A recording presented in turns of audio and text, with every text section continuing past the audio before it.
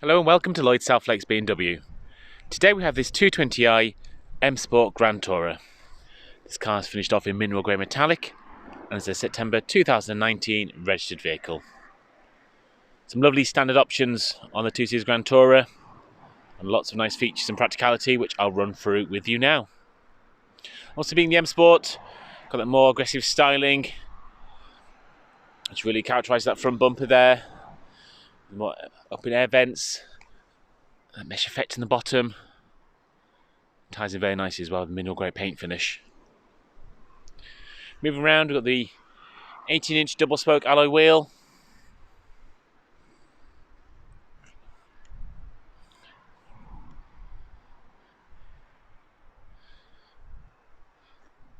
and then moving around the side, we've got the sun protection glass here at the rear, so that's the rear tinted windows.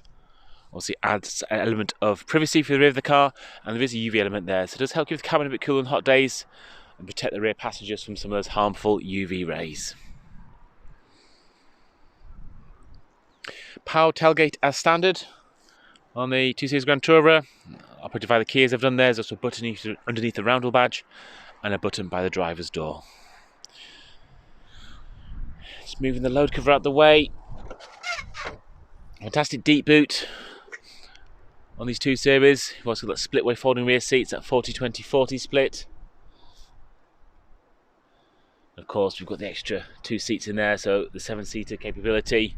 The rear section of the seats as well is also a bench seat, so they can be slid forward to give more leg room in the back or more luggage space. Lots of different ways of setting this up. Very handy storage cupboard underneath here as well. It's got the first aid kit and the tool kit, but you can also fit the load cover as well. So when you do need to either put the rear seats up, the third row seats, or got some large items you need to put in the boot, you can basically put the load cover underneath there, so it's stowed away in the vehicle, not having to find a place to store it. For now, I'm just going to unhook it with my one hand and just lay it down there so I can show you the seat arrangement in a second.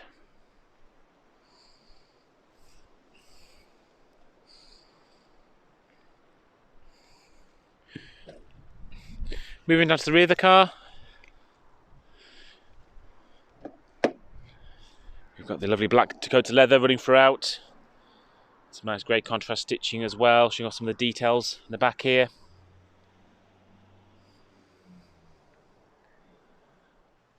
All the way around that lovely aluminium trim piece finish. You can see the ambient lighting glow there, the orange glow in the top section.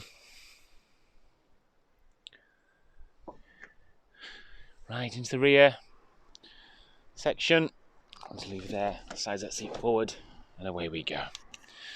So lots of different ways, as I mentioned, to access the back. The main one is to get this lever here and lift it up like so. It's very configurable. You could just have that extra 1 seat up if you wanted to, leave the other side down for extra luggage capacity. Also the headrest does extend, and a full proper 3-point harness, 3-point seat belt as well.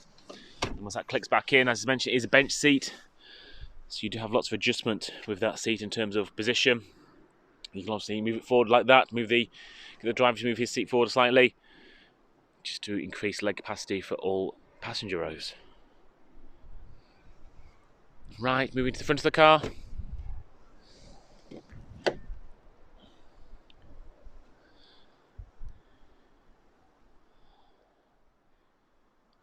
Also being the M Sport, we've got the fabulous M Sport seats. Loads of adjustment on these to get a real nice comfortable driving position. Lovely nice perforations around for these centre sections, just shows us some of the details of the seat. Like I said, you've got these side bolsters as well, which are adjustable. Airbags in here, so you can inflate and deflate those. Get a real snug driving position. Stepping into the car, we've got the updated dashboard in this Generation 2 Series Grand Tourer. So we've got this backlit LED, so it almost looks digital, but it is an analog system, but very crisp, very clear analog dials there with the speedometer and the rev counter. And that lower section is digital, so you can toggle through different bits of information there based on what's relevant to you for your journey.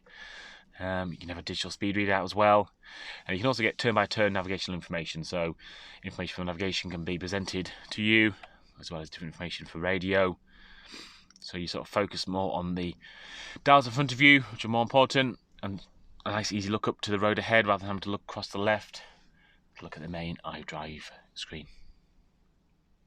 Going across to that, we've got the ID6 touchscreen system here. So we've got these 6 different tiles called live tiles, so you can set these up to give the information that's relevant to you and that you want to see. Of course, you've got the tried and tested BMW iDrive dial if you want to control it that way, which I love whilst driving. I think it's a fantastic system to use. We've also got the great voice activation as well. So lots of different ways to interact with the system. Obviously, full navigational system with real-time traffic information. We also have Bluetooth connectivity for your mobile device as well as music.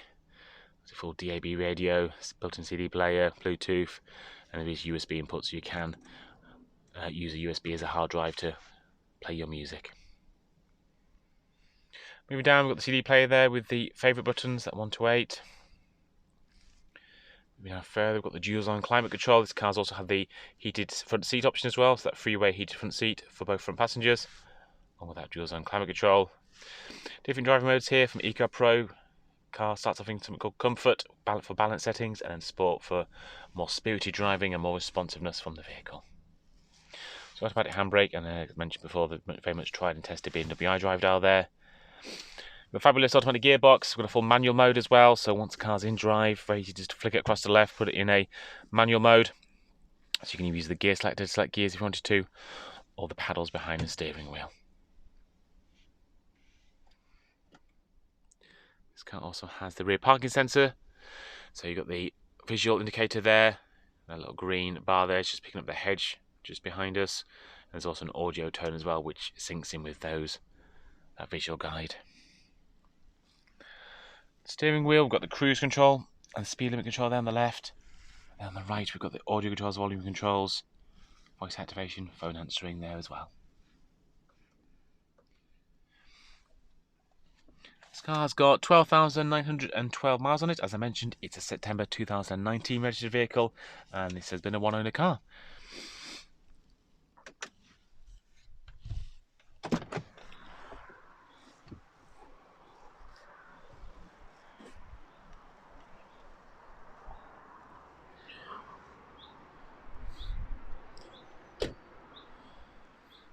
I hope this video has been of use. If there's anything further we can do to help, please do get in contact.